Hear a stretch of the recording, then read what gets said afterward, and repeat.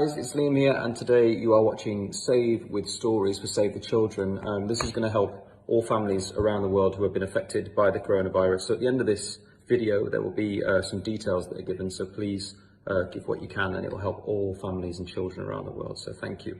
Today, I'm going to be reading The Lion Inside, which is by Rachel Bright and Jim Field. So here we go. In a dry, dusty place, where the sand sparkled gold, stood a mighty flat rock, all craggy and old. And under that rock, in a tinieful house, lived the littlest, quietest, meekest brown mouse. He was so very tiny, so incredibly small, that nobody noticed him, ever, at all. See, he's just down there. He got trod on and sat on, ow, and missed out the stuff, ouch. Ignored and forgotten. Yes, mouse life was tough. Meanwhile, far above, on top of the rock, times were quite different. It was lion o'clock. The huge toothsome creature made sure everyone saw how important he was by how loud he could roar. He was head of the pack. He was shouty and tough.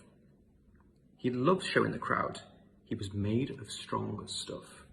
Yes, all were impressed by this mighty king cat. If only, thought the mouse, I could be more like that. Then late one dark night, in his Minnie Mouse bed, the cleverest thought popped into his head. He jumped from the covers and held up his paw. I've got it, he said. What I need is a roar.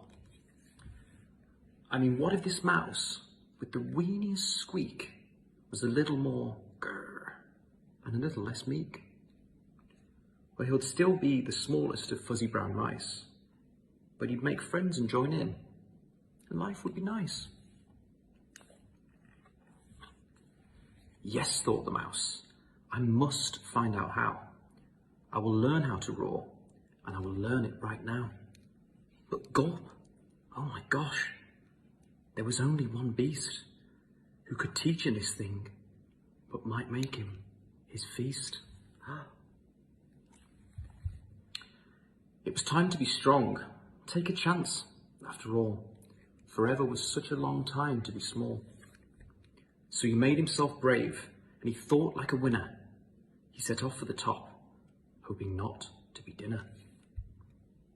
It felt like the scariest thing he could do.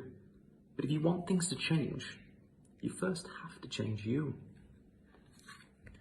The further he climbed and the closer he got to the slumbering lion reclining on top.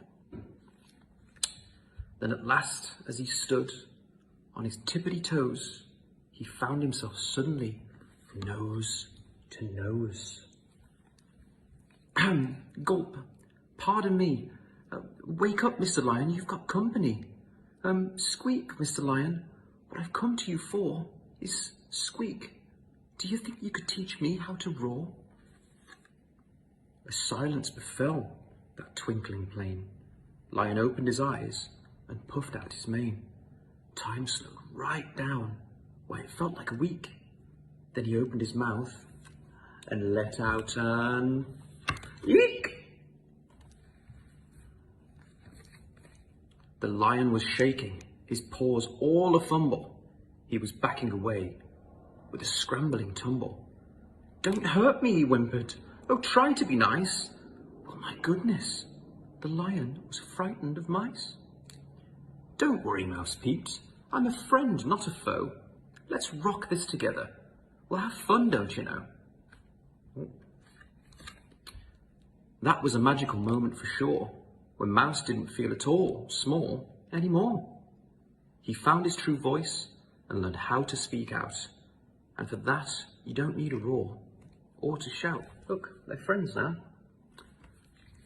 And from that day and always, the two were a pair. They both liked that rock better. Now the rock was to share. The mouse, while still little, felt big in his head.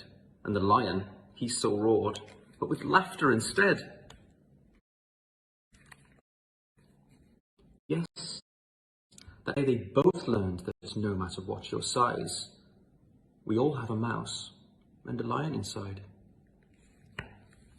Thank you very much, guys. That was The Lion Inside. Please give what you can and yeah, keep tuning in. Thank you, Save the Children.